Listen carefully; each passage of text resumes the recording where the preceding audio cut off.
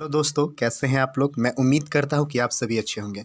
दोस्तों, ये RRB NTPC का जो हम लोग का एग्ज़ाम हुआ था फरवरी में, तो 2 फरवरी का सेकंड शिफ्ट का पेपर है जिसको हम लोग रिवीजन करेंगे। तो शुरू करते हैं दोस्तों। हमारा प्रथम क्वेश्चन है, अमीर खुसरो का जन्म कहाँ पर हुआ था? तो आंसर हो जाएगा पटियाली। अमीर खुसरो का जन्म कहाँ पर हुआ था? तो पटियाली में हुआ था। अगला प्रश्न है, विश्व का सबसे बड़ा पेड़ कौन सा है? तो कैलिफोर्निया रेडवुड्स है। विश्व का सबसे बड़ा पेड़ कौन सा? तो कैलिफोर्निया रेडवुड्स है। अगला प्रश्न है, प्रधानमंत्री कौशल विकास योजना कब शुरू की गई थी? तो 15 जुलाई 2015 को प्रधानमंत्री कौशल विकास योजना की शुरुआत की गई थी। अगला प्रश्न है, बाबर तथा इब्राहिम लोदी के बीच कौन सा युद्ध हुआ था? तो पानीपत का प्रथम युद्ध हुआ था। अगला प्रश्न है दोस्तों हमारा, प्रथम परमाणु परीक्षण पोखरण 1 कब हुआ था? तो यह 18 मई 1974 को हुआ था। अगला प्रश्न, भारतीय एयरफोर्स की स्थापना कब की गई थी? तो 8 अक्टूबर 1932 को भारतीय एयरफोर्स की स्थापना की गई थी।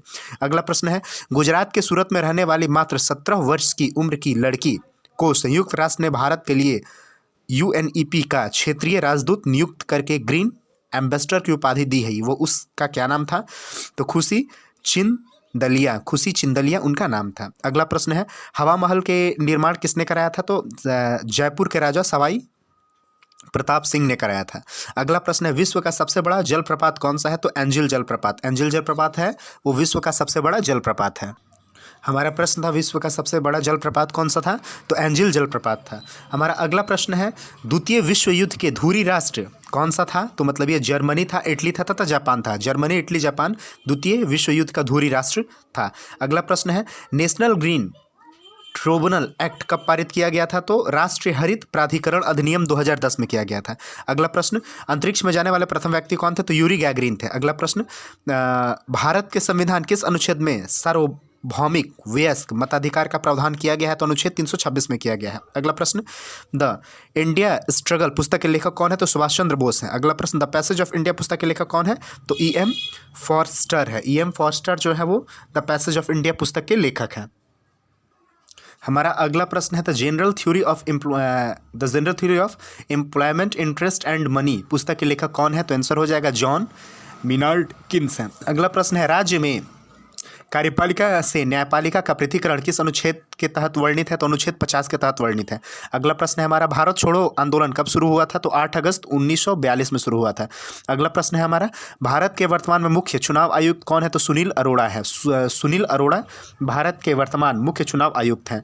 अगला प्रश्न है, पौधों में प्रकाश संश्लेषण के दौरान कौन सी गैस मुक्त होती है? तो ऑक्सीजन। तथा वो कौन सा गैस लेते हैं? तो कार्बन डाइऑक्साइड CO2 लेते हैं। अगला प्रश्न, 2018 में शांति को नोबेल पुरस्कार किसे मिला है? तो डेनिस मुक्वेग और नादिया मुराद को मिला है। अगला प्रश्न, संघाई हिरण का निवास स्थान कहाँ पर है? तो ये आंसर हो जाएगा मणिपुर में है। अगला प्रश्न है, कांजीरंगा नेशनल पार्क किस के लिए मतलब प्रसिद्ध है? तो यह एक सिंह के गैंडा के लिए प्रसिद्ध है। बहुत ही महत्वपूर्ण क्वेश्चन है दोस्तों। काजीरंगा नेशनल पार्क किसके लिए प्रसिद्ध है? तो एक सिंह के गैंडा के लिए प्रसिद्ध है। अगला प्रश्न है हमारा, प्रथम भारतीय स्वतंत्रता संग्राम भारतीय सैनिक विद्रोह कब हुआ था? तो 1857 की क्रांति में हुआ था। अगला प्रश्न है हमारा, विश्व की सबसे लंबी नदी कौन सी है? तो विश्व की सबसे लंबी नदी नील नदी है जो इजिप्ट मिस्र है। अगला प्रश्न है हमारा, झेलम के युद्ध के विजेता कौन थे? तो सिकंदर ने पोरस को पराजित कर दिया था। झेलम के युद्ध में जो सिकंदर थे उन्होंने पोरस को पराजित कर दिया था। हमारा प्रश्न था दोस्तों कि झेलम के युद्ध के विजेता थे, तो इन्होंने मतलब जो ये क्या होते हैं, सिकंदर ने पोरस को पराजित कर दिया था। हमारा अगला प्रश्न है, ब्रिटिश क्राउन शासन भारत में कब स्थापित किया गया था? तो सन 1858 में किया गया था। अगला प्रश्न है हमारा, ESS का फुल फॉर्म क्या है? तो एग्जीक्यूटिव सपोर्ट सिस्टम है। अगला प्रश्न, मार्च 2019 में PM नरेंद्र मोदी ने Pandit Deendayal Upadhyay institute of archaeology कहाँ पर खोला है? तो ग्रेटर नोएडा में खोला है। अगला प्रश्न है, organisations of economic cooperation and development OECD का मुख्यालय कहाँ पर है? तो पेरिस फ्रांस में। ये बहुत इंपॉर्टेंट क्वेश्चन है दोस्तों। यानी OECD organisation for economic cooperation and development. अगला प्रश्न है हमारा, कोशिका का ऊर्जा इकाई क्या होता है? तो ATP होता है। अगला प्रश्न है हमारा 2020 ऑस्ट्रेलियन ओपन ओमेन डबल्स विजेता कौन है? तो तैमिया बोबोस एंड क्रिस्टलिना मलानदेनोविक हैं।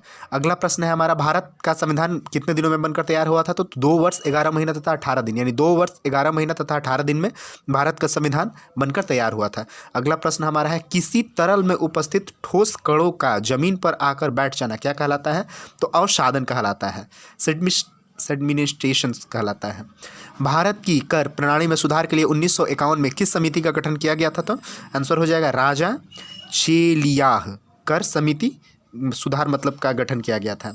अगला प्रश्न है एंटोमॉफिली पॉलिनेशंस, एंटोमॉफिली परागण मतलब किसके कारण होता है, तो ये आंसर हो जाएगा कीटों के द्वारा होता है। अगला प्रश्न है लोकसभा का प्रमुख कौन होता है, तो लोकसभा स्पीकर होता है। अगला प्रश्न हमारा है प्रकृति में धातु किस रूप में पाया जाता है, तो अयस्क रूप में, और यानी प्रकृति में धातु जो होता है वो अयस्क रूप में पाया जाता है। तो ये दोस्तों हमारे मतलब अयस्क रूप में पाया जाता है। ये हमारे एनटीपीसी स्टेशन मास्टर का 2 फरवरी का सेकंड शिफ्ट का पेपर था जिसको हम लोग रिवीजन किए हैं। अगर दोस्तों वीडियो पसंद आया होगा तो प्लीज़ लाइक करिएगा, सब्सक्राइब करिएगा, कमेंट करिएगा। धन्यवाद।